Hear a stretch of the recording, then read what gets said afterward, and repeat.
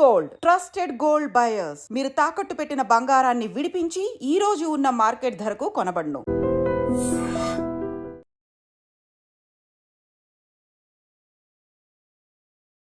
నమస్కారం, welcome to I dream. నేను రమ. ప్రస్తుతం మనతో పాటు ఉన్నారు ఇస్కాన్ టెంపుల్ నుంచి ప్రణవానంద ప్రభుజీ. ప్రభుజీ ముంబైలోని గోవర్ధన్ ఎకో విలేజ్లో ఎన్నో సేవలు అందిస్తూ ఉన్నారు.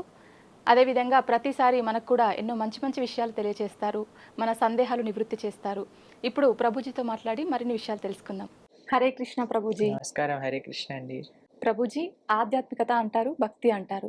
ఆధ్యాత్మిక భావనకు భక్తి భావనకు వ్యత్యాసం ఏంటి ప్రభుజీ? ఒకసారి మనకి స్పిరిచువల్ అని వింటూ ఉంటాం, ఆధ్యాత్మికత అంటాం. Spirit plus ritual.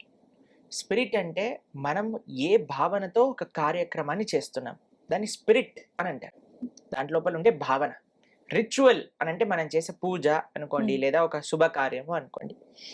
ఎప్పుడైతే భావనతో కూడుకొని మనం ఒక పుణ్య కార్యాన్ని చేస్తామో, లేదా భావనతో కూడుకొని దైవ ఆరాధన చేస్తామో, అప్పుడు అది స్పిరిచువల్ అవుతుంది.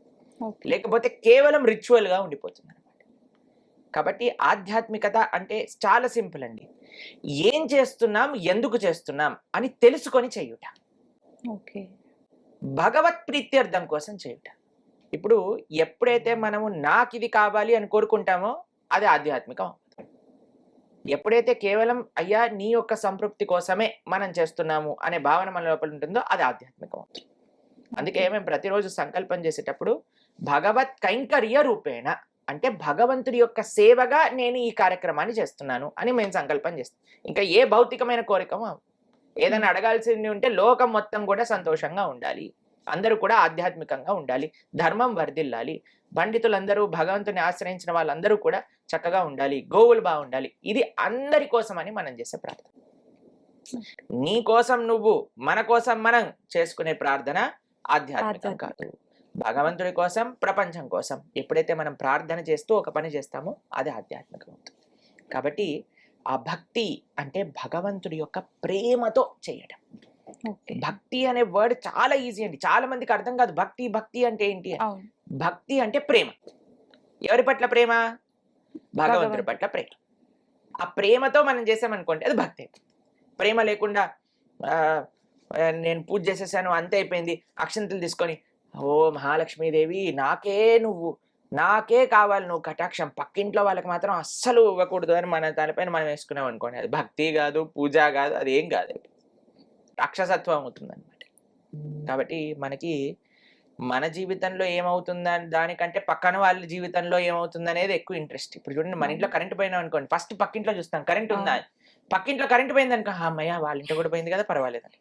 కానీ పక్కింట్లో కరెంట్ ఉంది మన ఇంట్లో పోయింది అనుకోండి, బామ్మో పక్కింట్లో కరెంట్ ఉంది మా ఇంట్లో కరెంట్ లేదు, ఏమైపోయింది అని కంగారు వస్తుంది మనకి. కాబట్టి ఈ భావన మనకి పక్కన పెట్టుకోవటమే ఆధ్యాత్మికత అంటే. మనమే ఉన్నా సరే అందరూ 10 మంది బాగుండాలి, మనతో పాటు అందరూ ప్రపంచం అంతా సుఖ సంతోషాలతో ఉండాలి, అది భగవంతుడు బాగుంటే ప్రపంచం అంతా బాగుంటుంది అనే ఒక భావన, ఒక భక్తి మన లోపల రావటమే నిజమైన ఆధ్యాత్మిక భావన. ప్రభుజీ, ఆధ్యాత్మిక భావన ఎలా ఉంటుంది, అది ఎలా కలుగుతుంది, అది అందరిలో ఒకే రకంగా ఉంటుందా? ఎంత మనం భగవంతుడికి శరణాగతి చేస్తే అంత ఆధ్యాత్మిక భావన అనేది మనకు కలుగుతుంది. ఇప్పుడు పిల్లవాడు స్కూల్లో మీరు చూడండి, ఎంత శ్రద్ధగా చదువుకుంటే అంత విద్య అబ్బుతుంది కదా.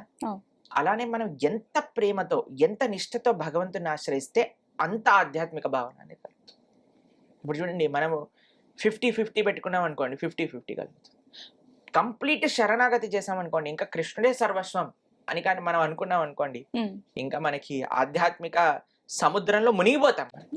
ఇప్పుడు కృష్ణాష్టమి వస్తుంది, ఒక విషయం చెప్తాను. ఇది శాస్త్ర సమ్మతం కాదు, కానీ మీకు ఎగ్జాంపుల్ చెప్పడానికి జానపద వృత్తాంతం అనుకోండి. ఇప్పుడు వసుదేవుని కృష్ణుడు పట్టుకొని వసుదేవుడు యమునా నది దాటుతూ ఉన్నారు. మీకు ఆ వృత్తాంతం తెలుసు కదండి. చిన్న పిల్లవాడు మథుర నుంచి గోకులానికి వెళ్ళేటప్పుడు, అప్పుడు వసుదేవుడు ఒక చేత్తో గంప పట్టుకున్నాడట కృష్ణుడు, ఒక చేత్తో ధోతి పట్టుకున్నాడట. ఎందుకంటే ధోతి వెళ్ళిపోతుందేమో, నీళ్లు చాలా ఉన్నాయి కదా. అప్పటి వరకు నీళ్లు పెరుగుతూనే ఉన్నాయి, ఇక్కడ వరకు వచ్చేసాయట. ఒక క్షణంలో అనిపించింది, ఈ ధోతి నేను కాపాడుకోలేని వదిలేస్తాను అని వదిలేసి కృష్ణుని పట్టుకున్నాడట. వెంటనే యమున అనేది దారిచ్చింది అని అంటారు. ఎంత మనం భగవంతుడికి శరణాగతి చేస్తే అంత రెసిప్రొకేషన్ భగవంతుడి వైపు మనం ఎక్స్పీరియన్స్ చేయగలుగుతాం. ఎంత మనము మన మీ మైసెల్ఫ్ చిన్ని నా పొట్టకు శ్రీరామ రక్ష అని నా పొట్ట నా వాళ్ళు నా వ్యక్తులు అని మనం ఆలోచించామనుకోండి, అంత సంకుచితం అయిపోతుంది అనమాట. ఓకే. కాబట్టి ఆధ్యాత్మిక భావన ఎక్స్పీరియన్స్ చేయాలి అని అంటే మన యొక్క బ్రాడ్ మైండెడ్, మనం ఎంత విశాలంగా ఆలోచిస్తే అంత కృప భగవంతుడు కలుగుతుంది. కాబట్టి ఇది సీక్రెట్ ఆఫ్ డివోషనల్ సర్వీస్. మన గురించి ఎంత మనం మర్చిపోయి సమాజం గురించి, దేశం గురించి, ప్రపంచం గురించి, దైవం గురించి, ధర్మం గురించి ఆలోచిస్తామో, ఎంత ప్రేమగా భగవంతుని సేవిస్తామో అంత ఎక్స్పీరియన్స్ మనం భగవంతుడి యొక్క భక్తి గురించి కలుగుతుంది.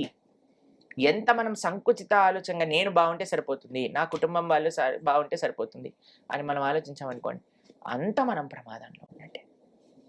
కాబట్టి ఈ భావన ఆధ్యాత్మికత అనంటే విశ్వని ప్రేమించి భగవంతుడి యొక్క ప్రేమ, ఇది చాలా ముఖ్యమైన భావన. ఈ భావన ఎవరికైతే ఉంటుందో వాళ్ళు నిజమైన ఆధ్యాత్మిక తత్వం కలిగిన వారు. లోకక్షేమమే ఒక ఆధ్యాత్మికవేత్త కావాలి, ఇంకా ఏమీ అవసరం లేదు. ప్రభుజీ భగవంతుడే పలికించారని అంటుంటారు కదా, నిజంగా భగవంతుడే మనుషుల ద్వారా పలికిస్తారా? ఏ రకమైన పలుకులు? పోతన గారు అన్నారు ఒక విషయం, పలికేడిది భాగవతమట, పలికించు విభుండు రామభద్రుండట, నే పలికిన భవహరమగునట. ఇలాంటి వినయంతో ఒక ఇన్స్ట్రుమెంట్ ఆఫ్ గాడ్ అని అనుకొని కానీ మనం ఏదన్నా పలికామనుకోండి, ఇందాక మేమన్నాం కదా, మేము భగవంతుడికి ప్రార్థన చేస్తాం, స్వామి ఏది స్పృహిస్తే అది పలుకుతామని. కానీ కొంతమంది నా లోపల భగవంతుడు వచ్చాడు, నేనే మాట్లాడుతున్నాను భగవంతుడిలా. Sorry sir, that is wrong. భగవంతుడు మన లోపలికి ఎందుకు రావాలనుకుంటాడండి? మనం ఎంత పాపభూయిష్టమైన శరీరం ఇది, భౌతికమైన శరీరంలో భగవంతుడు ఎందుకు రావాలనుకుంటాడు? అంత నిష్ఠ, నియమము, ప్రేమ అంటుంటే maybe it may be happening. కానీ ఒక సందులో 10 మందికి భగవంతుడు వచ్చి మాట్లాడతాడు అనేది అయితే అబద్ధం. కానీ అది అందరూ భగవంతుడు వచ్చారనే నమ్మిస్తున్నారు. అది ఇంకా భగవంతుడికే తెలియాలి, వాళ్ళకే తెలియాలి. హరే కృష్ణ. హరే కృష్ణ ప్రభుజీ. హరే కృష్ణ మాతాజీ. సంతోషం.